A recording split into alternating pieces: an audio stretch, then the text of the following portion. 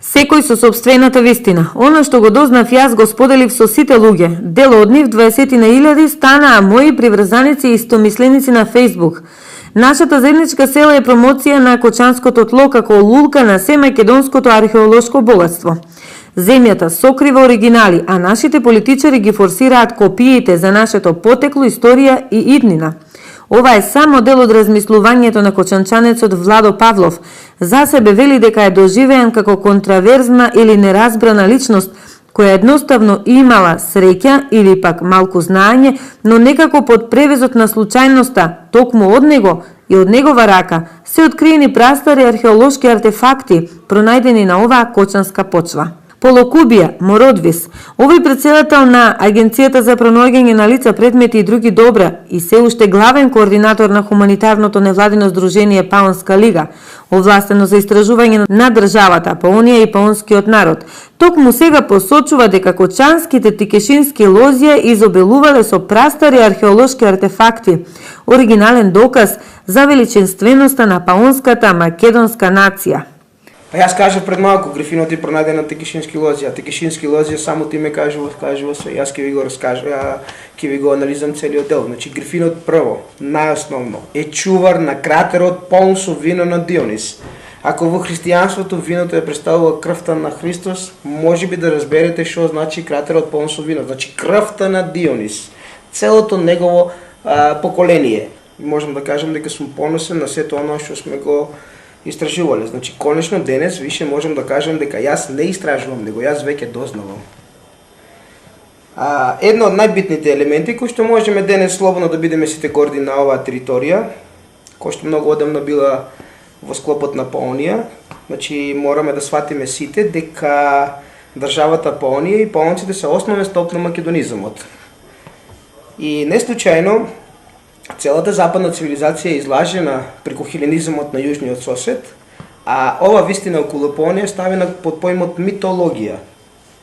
Првата основна работа овие 5 години беше да ја воскреснеме митологијата и со самото воскреснуваме веќе доаѓаме до некои одредени заклучоци. Јас сум гор денес и можам слободно да кажам пред моите граѓани најпрво во градот Кочани дека можам да се представам како наследник на територијата каде што живеел, каде што творил и каде што е роден Александар Македонски.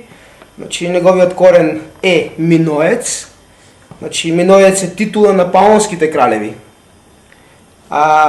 Тоа е сосема идентично на фараон во египетските кралски династии.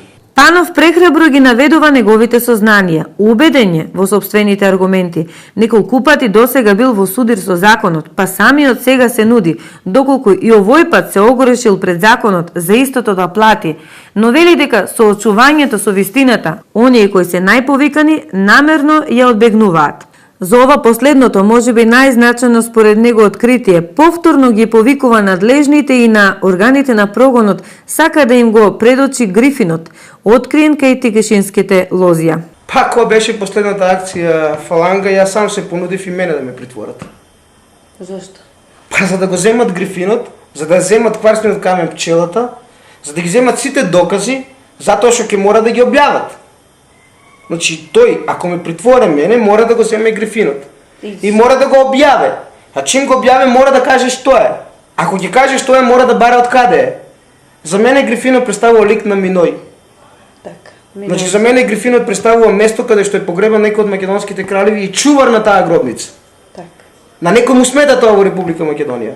И повторно, секој со својата вистина, а Павлов со неговата цврста убеденост, полемика со научници во секој момент прифаќа, вели дека за истата доволни биле книгите што самиот досега ги прочитал. Значи, ние користевме во почетокот исти книги како што секој биле достапни.